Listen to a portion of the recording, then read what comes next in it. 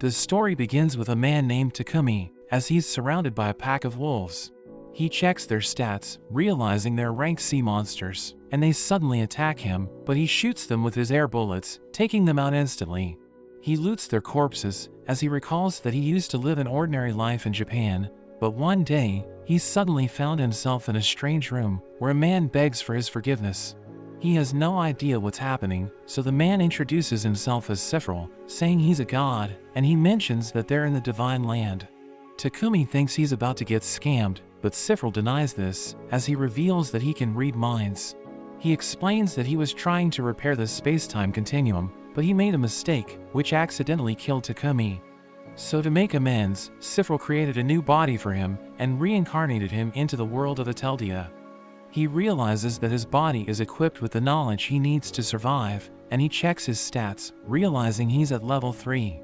He suddenly hears something approaching, and he sees a boy and a girl, thinking they got lost. So he asks them about their parents, but they're afraid of him, and he hears their stomachs growling, so he thinks they must be hungry. He takes food from his inventory, telling them to eat it, so they taste it, and he realizes that their clothes are in terrible condition. He sees clothes in his inventory, so he makes them wear it, and he asks them if they want to join him, telling them about his plan to leave the forest.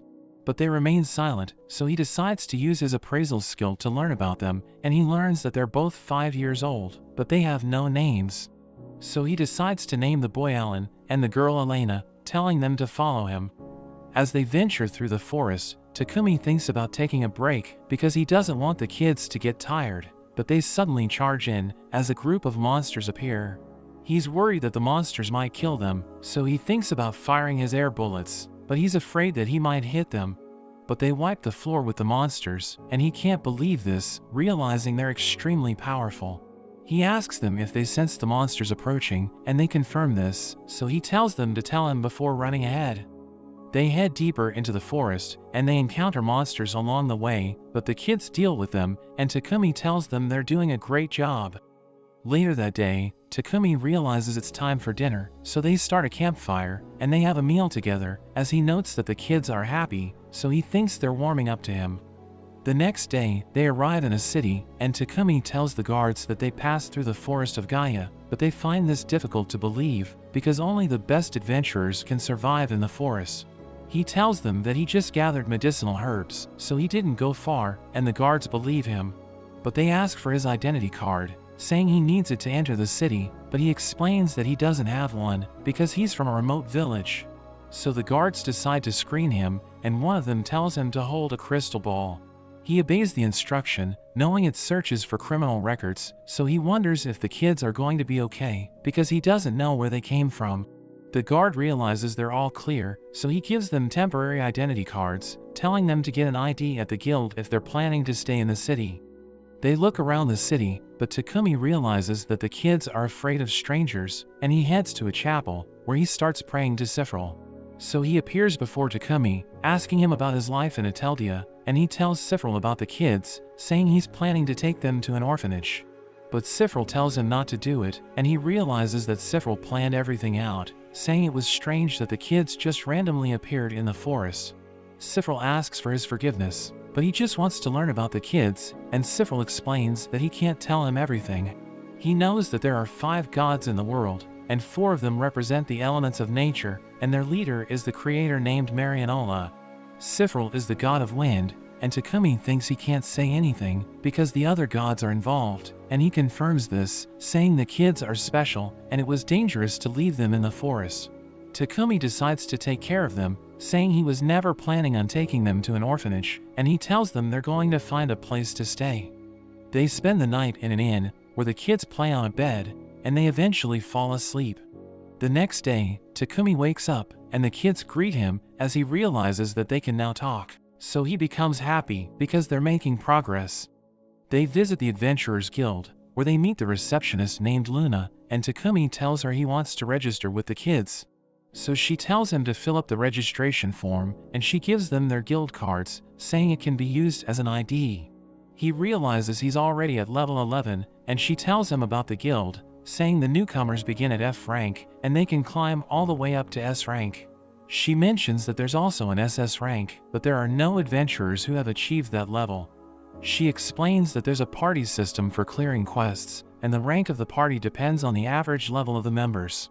To earn profit, the adventurers can accept quests from the guild, or sell the items dropped by monsters. Takumi wants to register a party, and she asks for his party's name, so he thinks about the kids, realizing they look like angels, so he decides to name their party as the White Wings. He checks out the quest board, and we learn that there are 3 types of quests. The hunting quest requires the adventurers to kill monsters, and the protection quest involves defending the objective.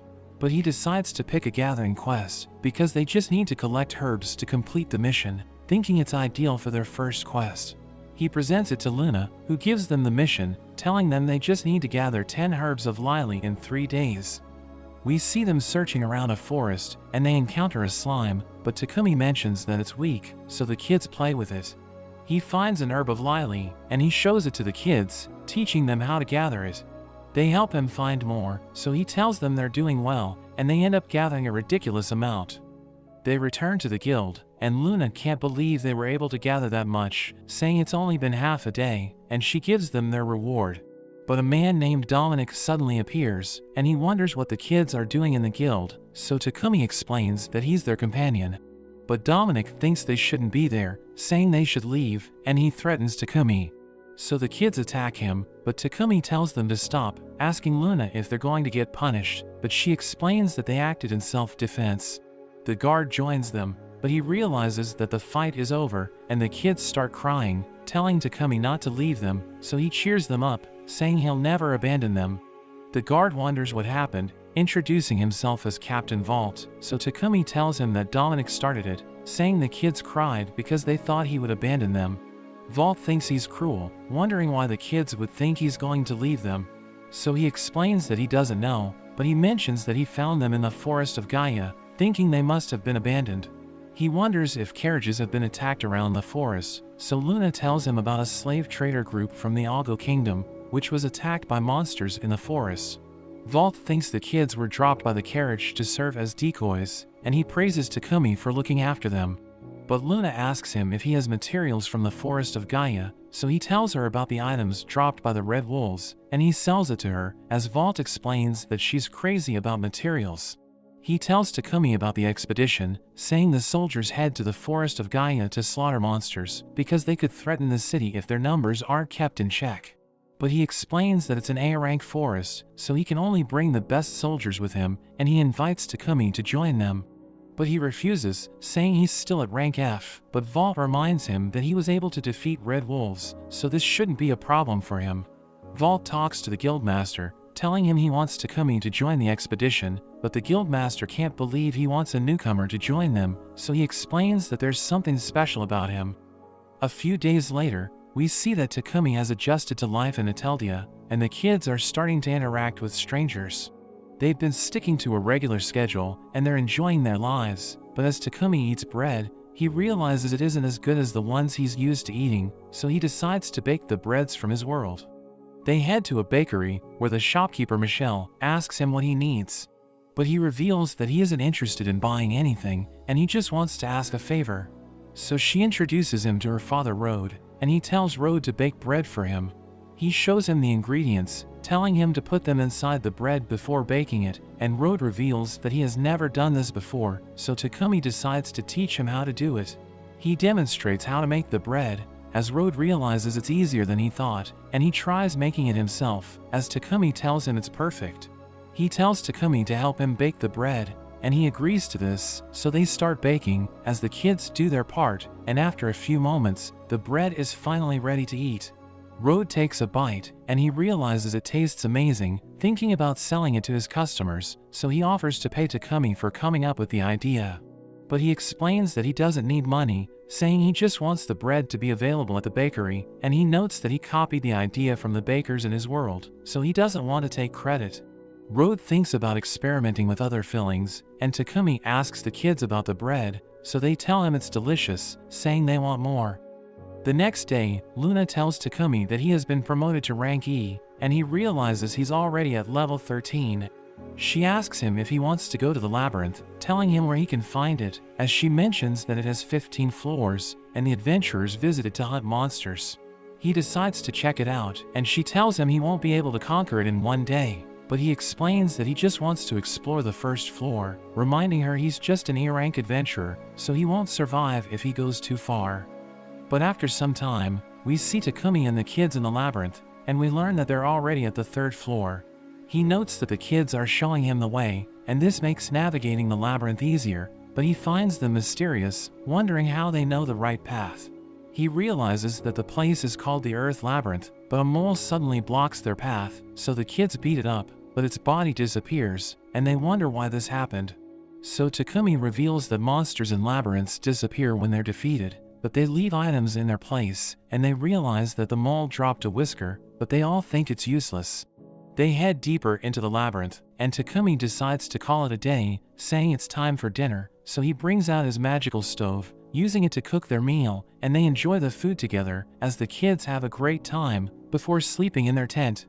They continue their journey, eliminating the monsters in their path, and after a few days, they reach the 10th floor, where they see a treasure chest.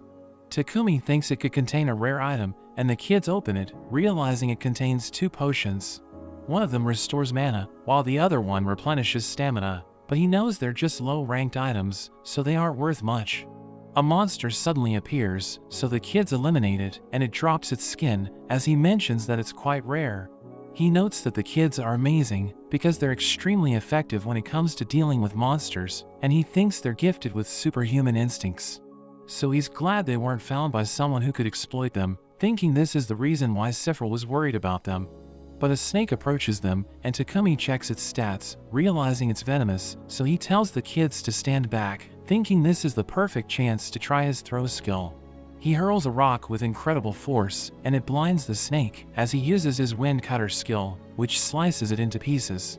But giant bees suddenly appear, and the kids struggle to hit them, so they use the throw skill, but the bees fly away, and he's surprised that they also have that skill. As they continue to pursue the monsters, he checks out his inventory, and he thinks about the slime jelly, wondering if it's actually useful. The kids finally defeat the monsters, and they drop honey, as he notes that it's rare, so he thinks hunting bees is a good idea. He prepares a meal, as the kids help him out, and he decides to use honey to enhance the flavor.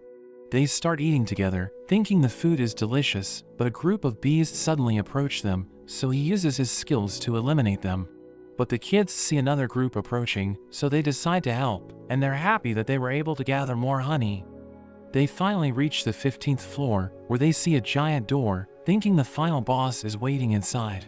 They decide to check it out, but the door suddenly closes, as a giant worm appears. Takumi realizes it's the final boss, and they can't escape unless they defeat it. He tells the kids to let him handle it, and he uses his wind cutter, but the boss dodges it, and it starts attacking him with sand orbs. But he destroys them with his air bullets, and he fires his wind arrow, which is able to kill the boss. He can't believe he was able to defeat it so easily, thinking Sephiroth gave him overpowered skills, and he takes the loot, as the kids praise him for working hard. A door opens, and they see a teleportation device which can send them back to the top floor. They open a treasure chest, and they see fire bombs inside, as Takumi notes that it works like a grenade, but he sees the kids playing with it, so he takes them away, telling them it's dangerous. They use the teleportation device, and they're transported outside the labyrinth, but they see a strange wolf, as Takumi notes that it looks dangerous. But it starts wagging its tail, and he notes that the kids didn't attack it, so he thinks it must be friendly. He checks its stats, realizing it's an S-rank beast, and he's surprised that it has a contract with him, thinking Sephiroth is behind this. He tries issuing orders, and it obeys him, as the kids take a liking to it, saying it looks cute. They tell him he should name it, so he decides to call it Jewel, and the kids think it's a great name. They're about to return to the city, but Takumi knows that the villagers will panic if they see Jewel, so he hides it in his shadow, as he explains that he can summon it as needed. They head to the chapel, where Takumi asks Sephiroth if he sent Jewel, but he denies this, thinking the god of water was behind it. He decides to give him another contracted beast, telling him to go to the grassland outside town in the morning. But Takumi wonders why the god of water sent Jewel to him, and Sephiroth thinks he wanted to thank him. So Takumi believes it's because he's taking care of the kids, thinking they must be related to the god of water.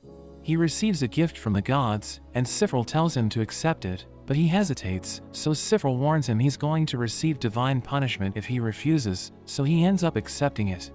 The next day, they head to the grassland Sifril mentioned, and two creatures appear as they realize they have new companions. But that's where this video ends. Let me know in the comments if you would like to see more of this series. Thanks for watching, and I'll see you next time.